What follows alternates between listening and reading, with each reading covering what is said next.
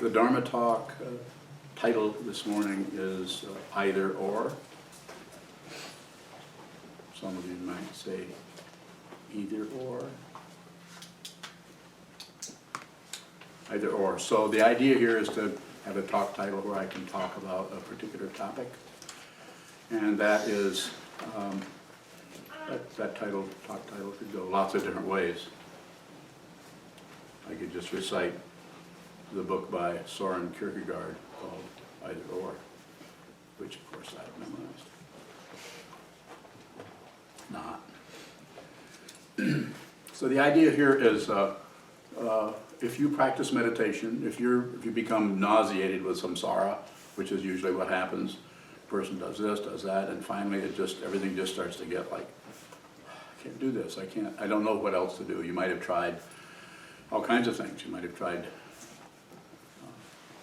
relationship solutions. You might have tried other religious or organizations or protocols or however.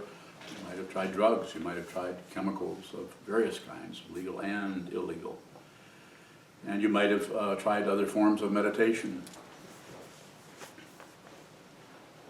But kind of nauseated with it. It just gets tiring to continually have some kind of distress, which is what the Buddha called suffering. The downside of that is it's stressful, it's difficult, and we don't know what to do, and we don't know who to trust. We might have spent the first 20, 30 years of our life trusting situations or even people that were not so workable. And that was more about them trying to get control of you, get you to do something or fall in line or follow them. Anytime somebody's looking for followers, don't do it. Don't follow this person.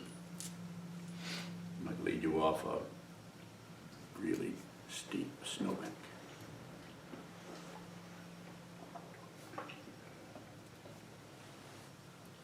So here we find ourselves looking at our life through this particular lens or dynamic, trying to see, what is this? Is there something I could do? Could I actually turn my life around or begin to have a deeper understanding of this? Is there some way to do that? So we're doing something that has been done very similarly to what we're doing here each day, or in our life, or in our bedroom, or in our shrine room, or our meditation hall, or our meditation closet, whatever it may be. Someplace where we sit down and we just watch what the mind does. Just observe.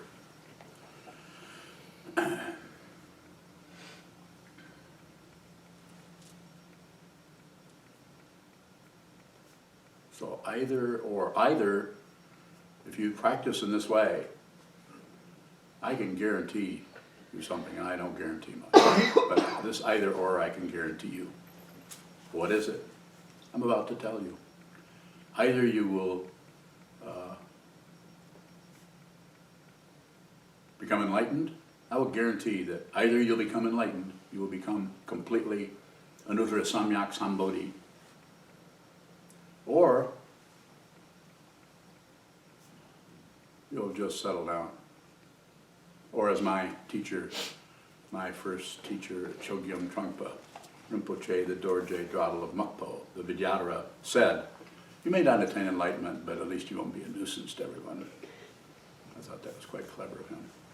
So in other words, either you will awaken to the truth of this path, the truth of the Buddha's teaching, that nothing is separate from anything else, everything is dependently arisen, or you'll just stop making life miserable for yourself and for others. You'll actually settle down, and I'm not saying you're going with the status quo, but you won't miss the status quo. You'll be very aware of the status quo. You'll be very aware of your own lack of status. Being aware of your lack of status is not exactly awakening, but it's damn close. If you object or agree or look away, passion, aggression, and ignorance, if you do anything with that, then you've got some work to do. Do nothing with it. It will give you no credentials. You won't have any. I am so vain, so incredibly in love with myself, that if if I had the slightest little tiny twinkling of credential, I could not do this. Am I bragging? I don't know. You determine that. I'm not concerned. I'm not concerned how I show up. That doesn't mean that I'm going to come in here with a cowboy hat on. Well, I guess I had none. When I say I'm not concerned, I'm concerned. I want to fundamentally, my motivation is to help you and not to make life difficult for you. So that's why I say, give me the benefit of the doubt. I'll help you. But the belief and disbelief is extra. We don't need that. This is belief. This is disbelief. And this is ignoring. Not much difference. Passion, aggression, and ignorance.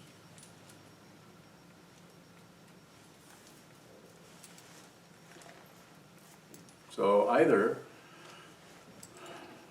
the whole thing will blow up on you and you will realize your true nature, or you'll settle down, you'll slow down, you'll stop being so speedy, you'll stop being so grasping for this and rejecting that, grasping and rejecting, grasping and rejecting, with everything, including your own emotions, your own feelings. The whole materialistic outlook that is talked about in Trungpa Rinpoche's second book, Cutting Through Spiritual Materialism, published in 1972. Cutting through, that you actually can cut through spiritual materialism and not be materialistic about your greedy, grabbing attitude in terms of the spiritual path. Whether there's complete liberation there or not, either or, but I can guarantee one of those will occur. The first one, complete liberation, is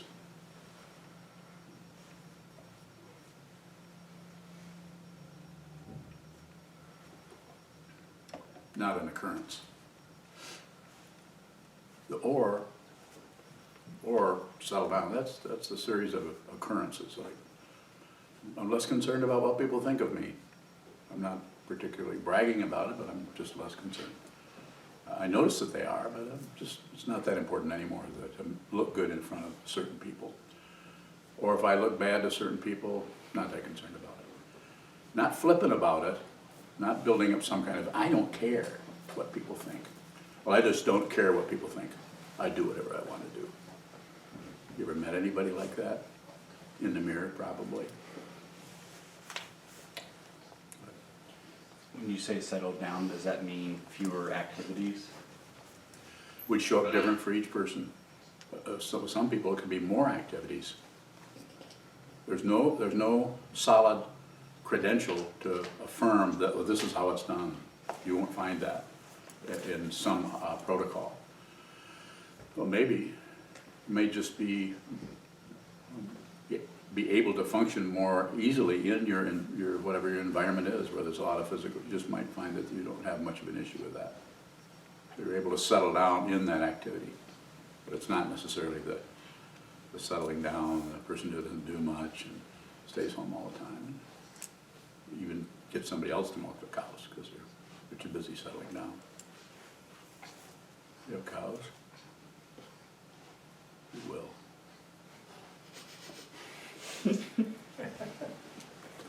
I was wondering, to what degree do we need to practice in order for that to be the case where we'll wake up or settle down? Practice a lot. If I were going to give general advice, I would just practice a lot. Find time to sit down, hold still, and watch what continues to move in the mind and sixth sense fields.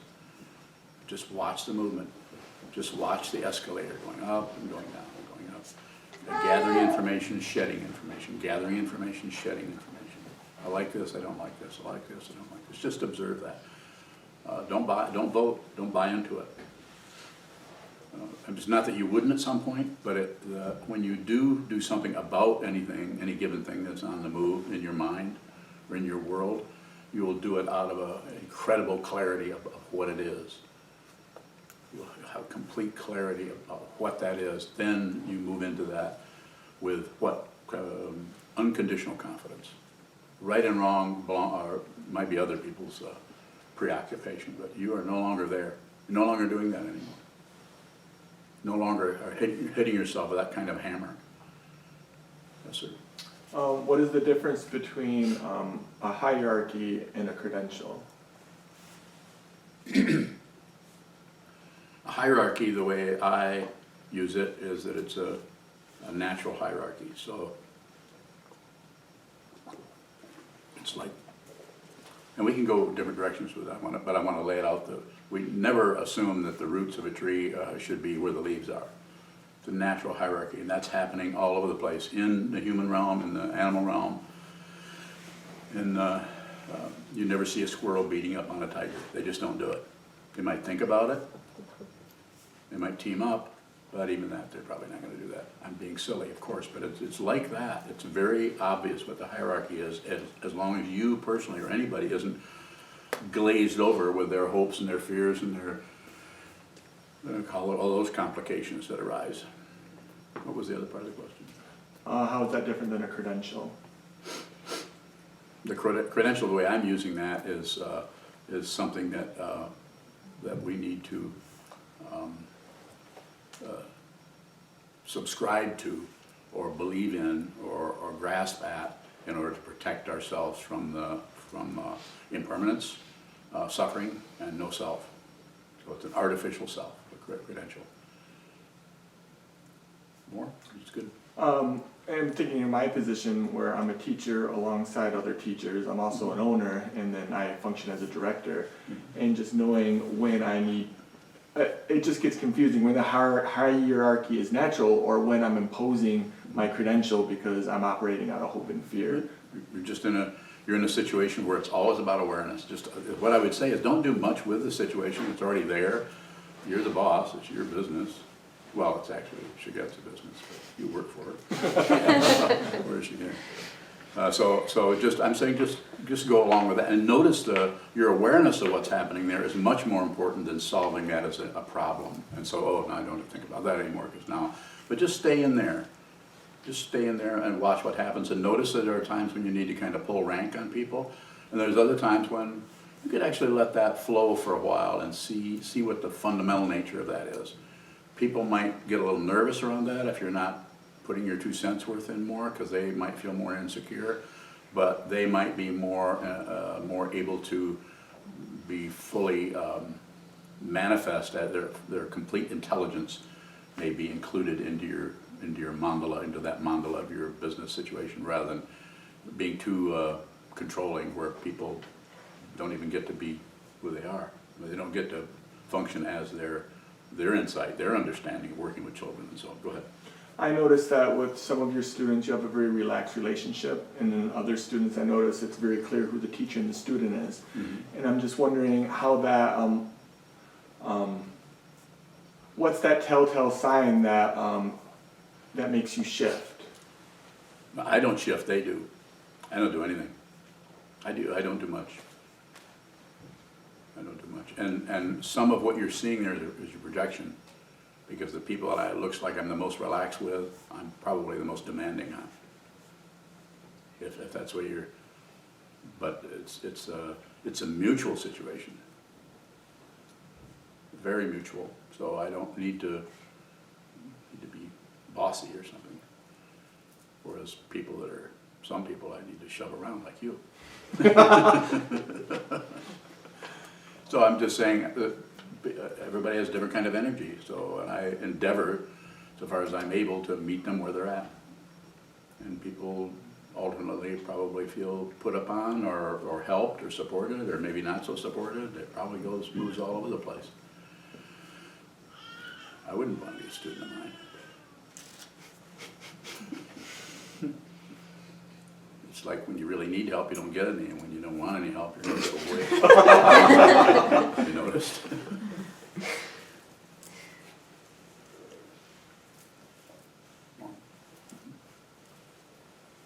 You didn't have one?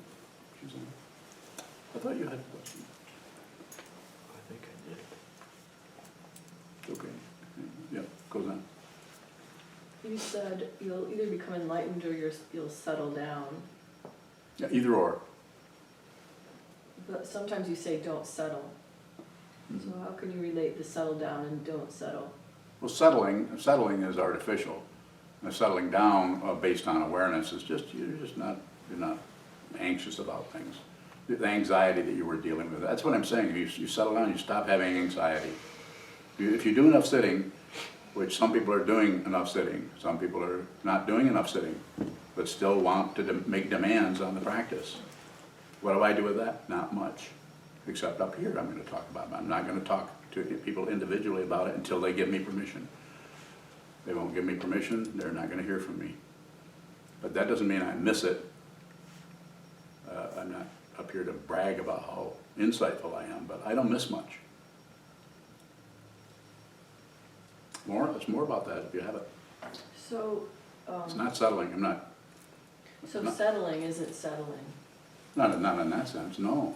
No, it's just you calm down, you stop making life miserable for yourself. You begin to realize through sitting meditation, if you do enough of it, you begin to realize that you're actually doing this to yourself. Insofar as that aspect of the consciousness that is paranoid, the seventh consciousness, is making things worse. It's not a self.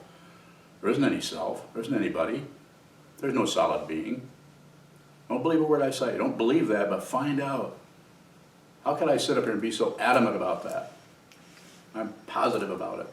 There isn't anyone. I have no doubts about it. Find out.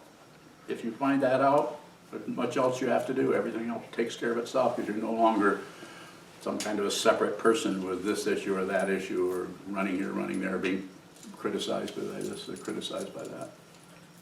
More? Yeah, the third truth, the noble truths, is nirvana or freedom or liberation or enlightenment, but probably a small percentage of people are actually enlightened. No, everybody's enlightened, they don't know it. So why wouldn't a goal be just to settle down and reduce your anxiety? That might be more appealing. Go ahead.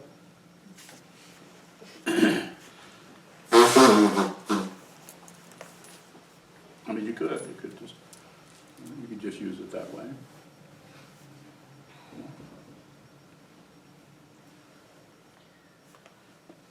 Why have such a lofty goal? What? Why have such a lofty goal as like You mean the to third not be noble nuts? truth? Not be To crazy? attain enlightenment, you can wake up, but it's probably not likely that most of us will fully. I didn't say that. You said that. Why are you saying that? How many people do you That is know so that you negative. think are awake? What? You said that you've only met 2 people that you think are awake. That know they're awake. I'm not one of them. You're going to challenge me a little bit? Say, oh yeah, come on, Sokuzan, you're awake. So I've only met 2 people face to face that are fundamentally confident about what this is. Not necessarily about who they are, but what this is. So everyone has this, but everyone is covered up with their discursiveness and their attachment to a physical form. You are not this, you're not limited to this physical form. You're also, as long as there's a living being here, then you're attached to the form, which is attached to time and space and all those other illusions. But Towards the beginning, you were talking about maybe some of the reasons that we try meditation, and one of them kind of showed up as like a last resort, like we've tried drugs and all these other things. sure. Does meditation have to show up as a last resort to function as a spiritual path? Sometime, but it just depends on the individual and the person. Depends on, some people that might start showing up very early for them. Extremely early, so it's dependent on the causes and conditions that are arising as any given person. Some people need to meet a lot of different people before that will show up, before that will happen. And other people understand that right away. Some people understand it right away but don't do anything with it. They have that kind of a situation, but they, what I would call a settle. They don't go any further with it. They think they know. Yes. If we're kind of relatively caught into parts of our identity, like relative situations like owning a home or having a job that we're not willing to budge on, are we able to see who we are if we're fixated in those areas? Probably not.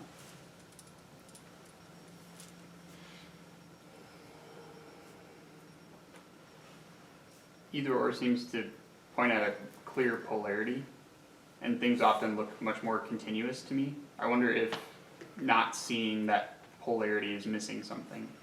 So I'm just using the either or as just a way of talking about it, saying using Rinpoche's phrase, you may not attain realization, but at least you'll stop being a nuisance to yourself and to others. So I thought that was quite humorous. So it's just a way of talking about it. Fundamentally, everyone's awake, we just cover it up. Who you actually are is not created and can't be destroyed. It's not someone. It's not separate. There's as long as there's incarnation, then of course then there's all the particles of personality that have been brought about through causes and such conditions and your upbringing and your karma and all the apparent individuation that is happening over and over again is reinforced by the rest of the world. People who like you, people who don't like you, people who agree with you, people who disagree with you. Whole societies, the whole world is pretty confused right now, but it'll get cleared up and then it'll get more confused unless it destroys itself. So the polarity is just a way of talking about it. More?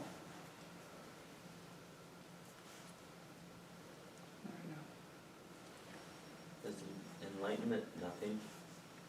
Yeah, it's nothing. Yes. You were mentioning settling down might look like less anxiety. If we're sitting and we feel more anxiety, does that mean we're not sitting enough? Perhaps. You might just have more of a labyrinth to go through. So, and it's dependently arisen. So the way that chemistry works, your lifetime might be about awakening, not just feeling better. So you may be cursed or blessed with that. Look at it however, either or. Don't take your pick though. Just whatever happens, that's it. Whatever happens, that's it. Sit down, and if you feel terrible, don't do anything with that. Please don't try to improve yourself or get better. Don't try to meditate away your neurosis. There are people who are doing that, people who are using meditation to try to feel better. It's just a misunderstanding. It's not wrong. Some people, that's the only thing they can do. And there are people, famous people, who are out there promoting meditation and mindfulness, and they're making all kinds of buckaroos from it. That's not wrong either. They can do whatever they want. But the true spiritual path is you on your cushion looking at the wall, or looking at the floor, or looking at a tree, or looking at your workbench, or working at your half-finished pumpkin pie. It's just observing whatever's in front of you with nothing added and nothing subtracted. Nothing added passion, nothing subtracted aggression, and nothing ignored. Just observe, just receive. You're looking right in your own face all the time. There seems to be a sense of choices involved in either or. Does the settling down help that sense of choice go away? Or It might. The causes and conditions that arise, look at all these people, whether a dozen or more people, a couple dozen people here. Everyone is operating, using this, working with this in a different way. And my recommendation is, as much as you can, sit down, hold still, and just watch what continues to shuffle along. Which is, that's the self-centeredness, which tries to go to something else, stop this or start that. So, and the either or part, that's meant as the title of the talk, just meant to say that, you know, if you, what I was saying, I can guarantee if you practice that you're gonna, at the very least, you're gonna settle down. Things are gonna slow down. There'll probably be less suffering, except in the case of Juju, but she's gonna suffer until she awakens. Just say it.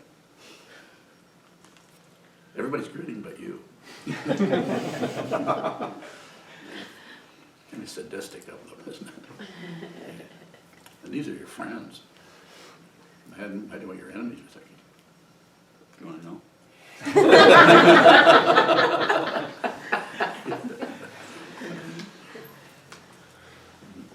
I was wondering about the cyclic nature of meditation, how as we meditate a lot things might calm down, but then they escalate quite a bit, and then they kind of calm back down, and just the general mentality is like linear, like things should slowly over time be moving in a direction.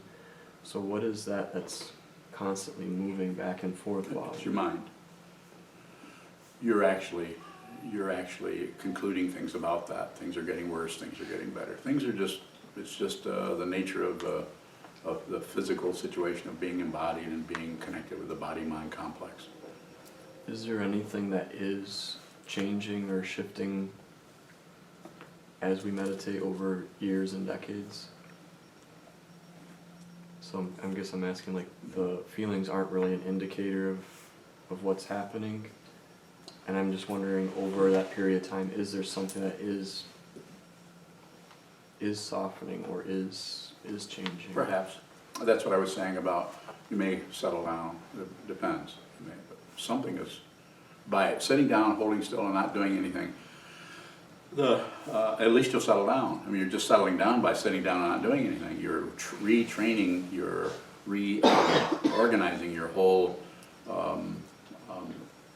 five skandhas, form, feeling, perception impulse is another way of saying it. The perception that something occurs and there's an impulse to add or subtract or divide or physically move into it. But if you're doing sitting meditation, then at least you've toned down that aspect of it. Now you're just impulsively acting in terms of what you're perceiving as something. I don't want to feel that way.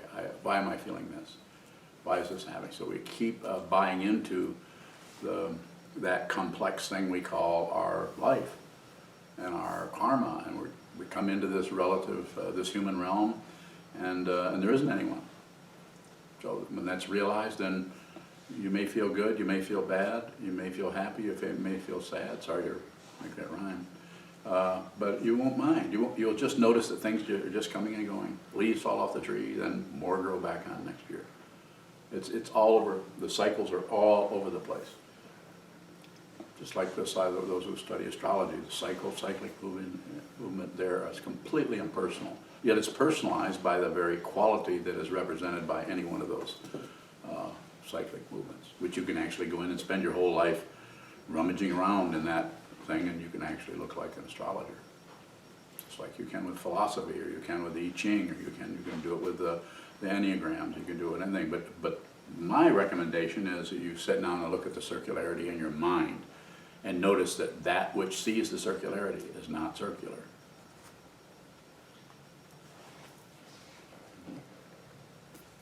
Does awakening look different than settling down? Awakening doesn't have a look to it. Settling down is a relative. I notice that I'm not feeling quite as upset. It's different with each person, so there's no guarantee of anything. But probably if you sit enough, eventually things will settle down, just because you're going through all of the cycles that you would have gone through had you not meditated at all, but instead you're bringing in an element called stillness. You're bringing in an element called silence. You're bringing in an element that is not buying into the plus and minus, the propaganda of ego that is desperate and is terrified and needs help and needs to be shielded or emboldened or strengthened, or needs a credential, or will grasp at a credential. When you sit on the cushion, have you noticed that you're grasping? There's not much grasping in the credentials if you do enough of it. You don't even feel like a meditator anymore. It's called beginner's mind. Question from Susan in Traverse City. Susan? Is time just social convention? So it could be looked at that way. Nothing actually occurs in the sense that the self-conscious, self-centered absorption of me and my stuff and my life, and I'm going here and I just was over here and now I'm going over there. That's an illusion. If you have a dream, your dreams are, that's the coolest place to see it, because then anything that happens there actually is unreal. Where anything that happens in your everyday life is not really unreal. It's real because it's so real that it's unreal. You have to see it though. You can't, because otherwise it looks like, I mean, if you have a hammer in a dream and you hit something with it, it'll make a sound. If you have a really sour tasting fruit or something and you take a bite of it, it'll taste really, really bitter. Seems real, doesn't it? Does this seem real? What's the difference? Look at the difference between the dream that's happening and what's happening right here. The conventional way is to say that's the real dream. You know, this is the real dream and that's the fake dream. I would turn it around and say the other way. That's the real dream. This is a nightmare. You have no say-so about that. You can wake up from that one. You can't wake up from this one. What can you do? Did I just say you can't wake up from this? What's he saying? Is he talking out of both sides of his ears?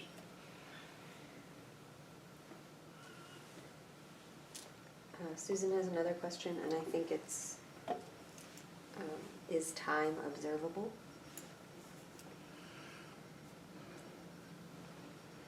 Only if you have a clock. If you don't have a clock, you're pretty much screwed. It's all subjective from that. But if you have a clock, tick, tick, tick, then you can watch that, you can listen to the ticks. You can, I'm being ridiculous about it, but I'm saying, no, it's very, very subjective kind of thing. There's something happening there that has to do with materiality changing shape. It can be just we've taken all the movement and consolidated it down to a stick that moves over various glyphs, and then we all agree.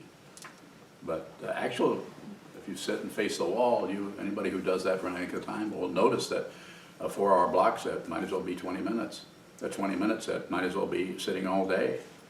It's very, very subjective. So if you sit down and hold still and just observe what moves, the whole time situation starts to come apart as not so dependable. And we might want to even have a clock next to us so we can see how, so we don't lose track too much. What if we forgot about time altogether? What if there was no time?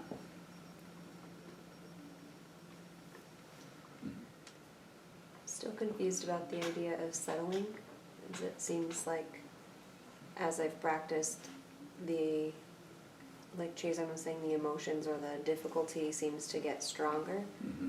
So when that rises up, what is settling? Why do you stay here? Why stay here? Why not leave if it's getting worse? Leave. You know what I'm saying. Why do you stay? Let me hear it. Why do you stay? I don't know what else I would do. That's not bad. That's why I'm here too. Why do we keep doing this?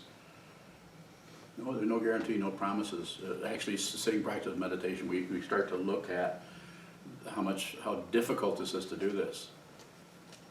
Not easy, very difficult to do it, and there doesn't seem to be any respite in some case, for some people. We do it anyway. This is what's called in the Mahayana tradition called bodhicitta. It's a mind of awakening, the aspiration to awaken. And you receive vows, and those are not just empty, as they say, empty words. That's a powerful vow that you receive. You just basically gave away your personal life. You just don't know yet.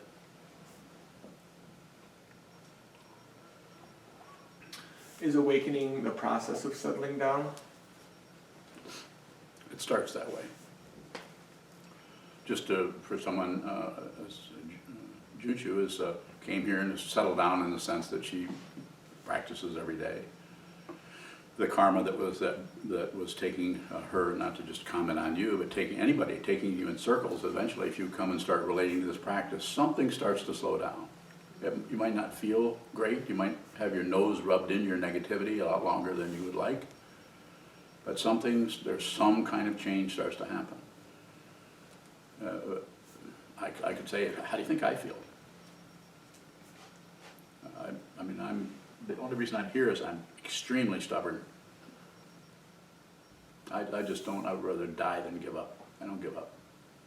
I managed to not die, so therefore I'm still here. But a lot of stubbornness. And I was helped by meeting a stubborn teacher, Trungpa Rinpoche.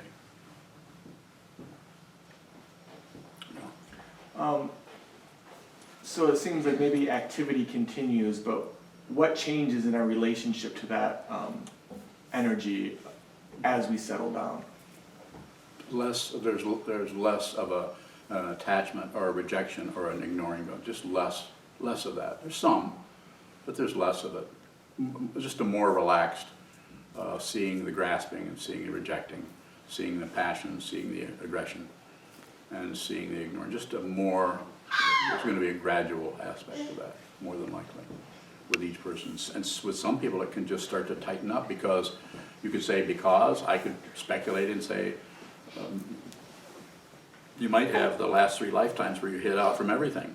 You spent a lifetime trying to shut this down, and then you made the mistake of walking in this building, or your karma with somebody else brought you into a circle of ambiguity called relationships that brought you into this vortex that is a Bodhi mandala, where the only purpose to be here is to awaken.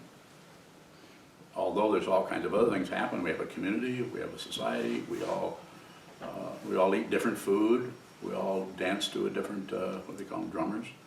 Well, they're completely different personalities here. Nobody belongs to, there's no club here. There's certainly no cult. Especially if I'm telling you, you don't like it here, leave. Go somewhere else. If you want this kind of help, that's what I'm here for. But no propaganda if I can help it.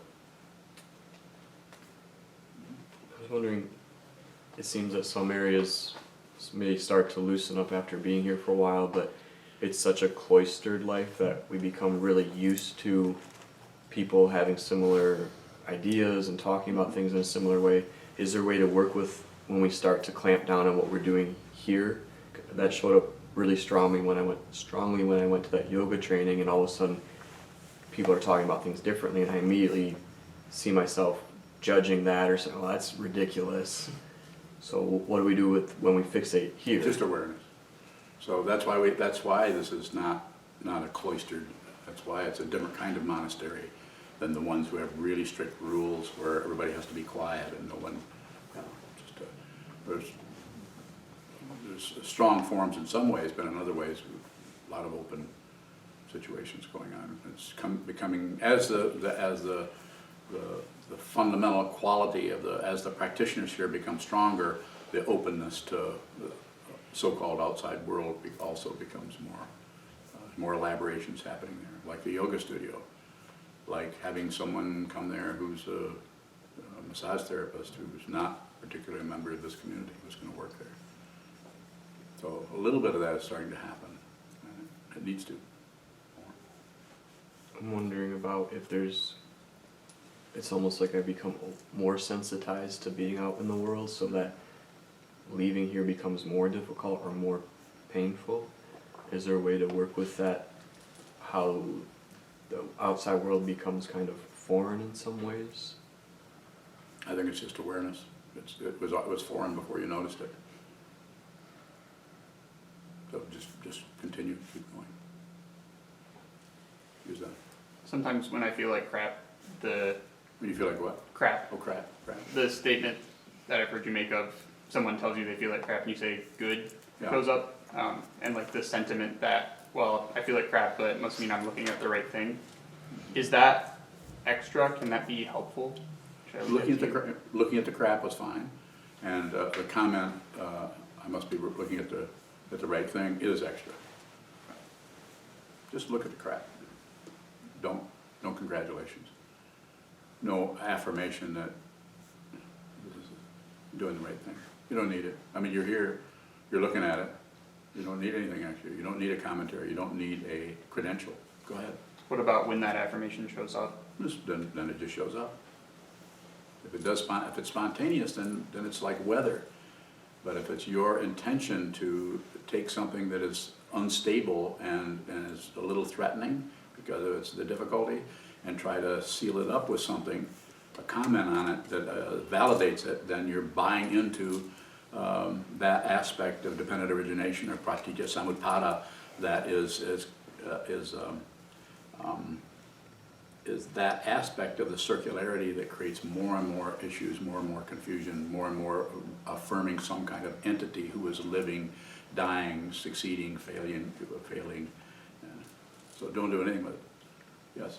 It seems like if I express that difficulty to you, sometimes you may be very encouraging and say, Both. just keep going.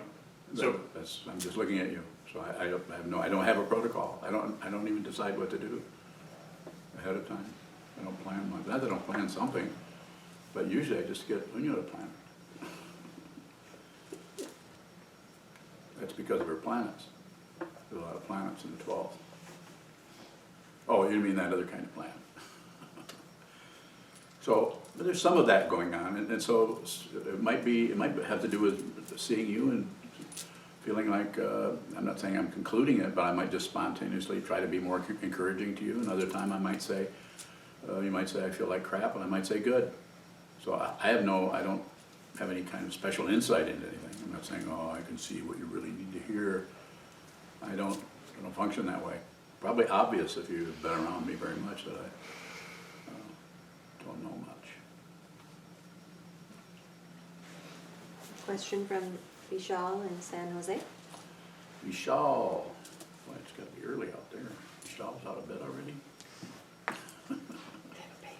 No, they have a baby, that's right. Answer that question. In a shikantaza session, if it's realized that the back is slumped, is it okay to correct it back by straightening? It seems like I'm doing it on purpose. Yeah. Yes. So to return to just basics, if you're sitting down and you're practicing shikantaza, then this posture, a straight posture,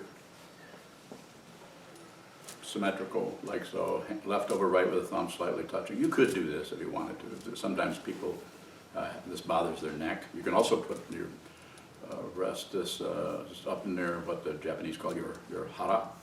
You can do this, but you might need a pillow under it. That's possible to do that. It's not about maintaining it so much as it is just finding a position that you can sit symmetrical where you don't have to move. Unless something, if your leg hurts, then move it. And if you notice that your back has slowly been kind of caving in, yeah, you could straighten up your, the traditional way that it was taught in the Shambhala teachings as I was trained some 40-some years ago is imagine a string pulling you up from the top, and it helps you straighten up a little bit more. You can use some techniques like that if you wanted to, if you feel like you're starting to slump, especially if you're doing a 4-hour block set, probably going to do some slumping.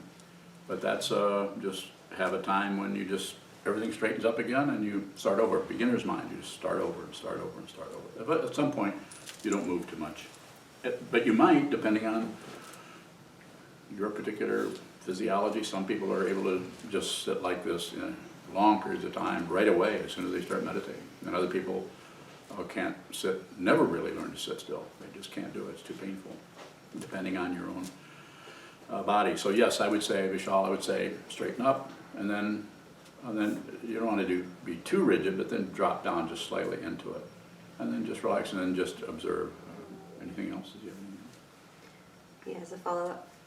Says, I'm getting paranoid if the slumping and straightening too often on purpose.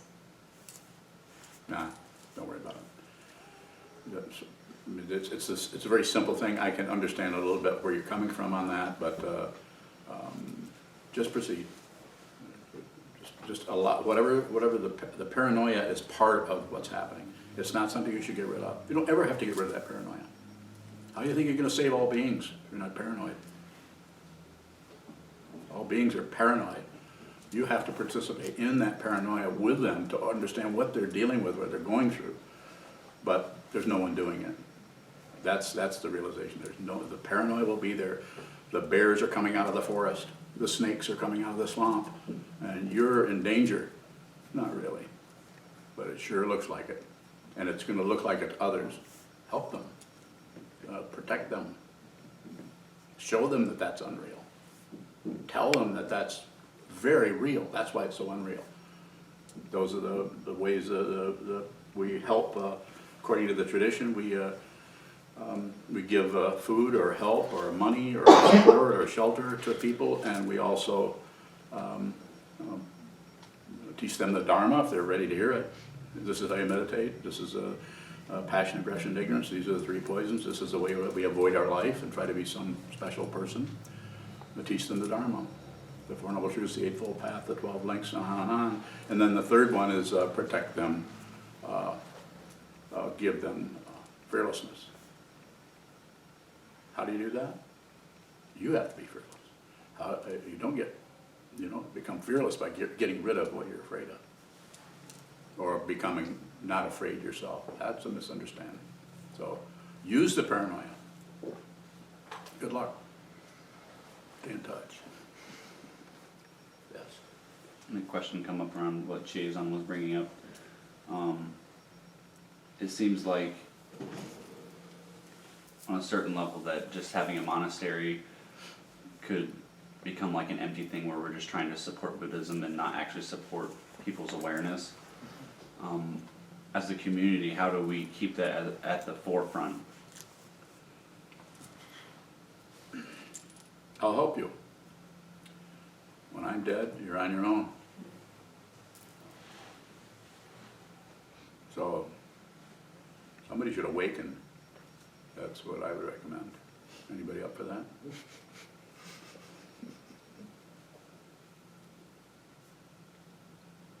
If you awaken, you won't make any more decisions. You won't weigh things.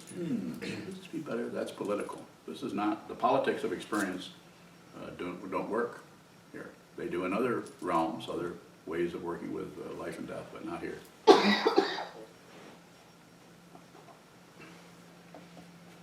Sure. Can we recognize if we're doing something that's just serving our idea of how a monastery should look? Paraphrase. Can we see if we're creating a form or locking down on something that's not actually supportive to someone's fundamental understanding? You'll get flashes of it. Just pay attention to it. You need to train your own mind rather than try to be somebody who knows stuff. Train your mind so there's no doubt. Find out who you are. Don't settle for a halfway understanding. Question from Bhaskar in Houston. Is the way a bodhisattva acts similar to how we act in our dreams? Well, it could be. Probably in your dreams, Bhaskar. In my dreams, I'm a devil. What was I in a dream last night? I was, a couple nights ago, I was teaching Sokuzan how to do the Australian crawl. Was that it? Or was it some other word? I wasn't there.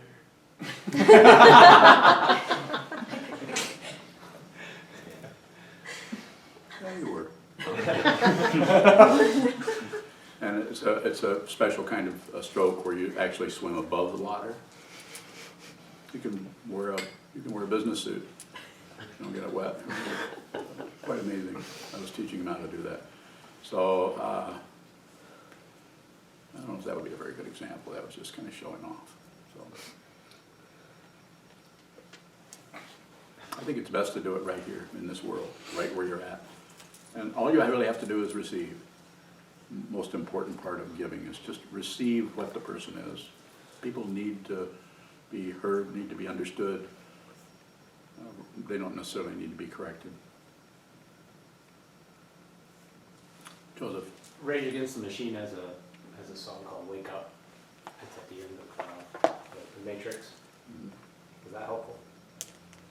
Or when they shout, wake up. What do you think? Part of it. Okay. I wouldn't disagree with it. Some people, that's the only way they can hear it. It's that way.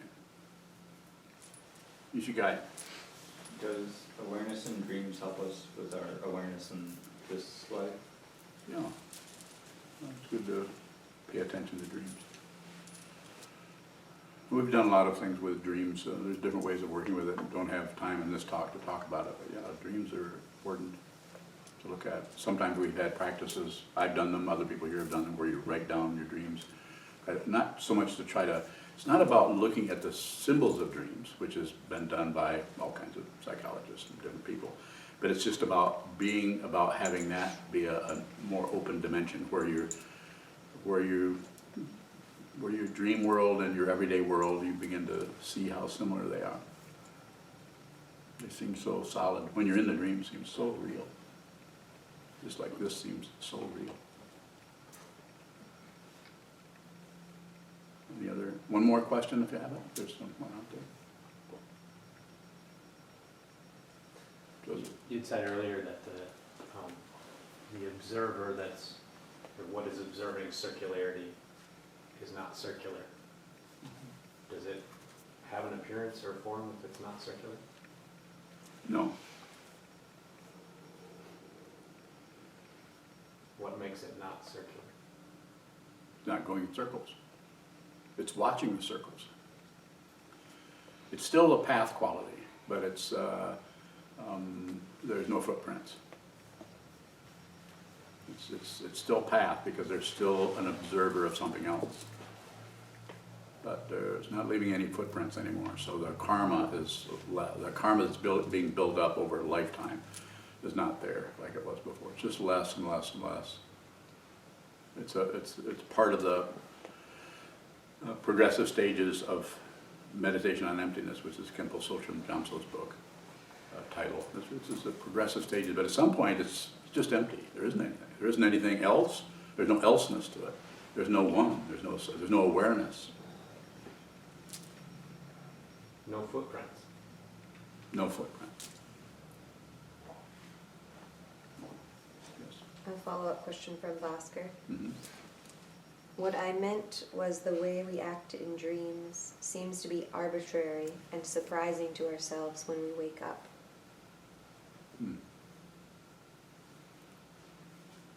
Yeah, it's a very interesting area.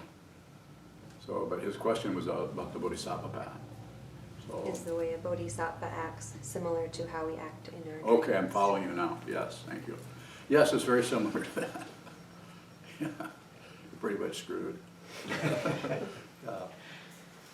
That's a good insight there, Oscar. I think I have a good Dharma name for you. Probably going to be very, very offensive.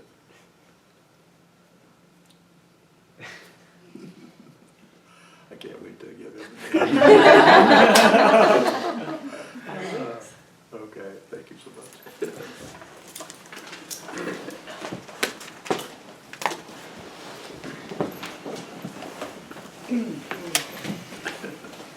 Stand to dedicate the merit in the back of our chant books, and like to remind everybody about the donation boxes in the hallway. As always, we rely on your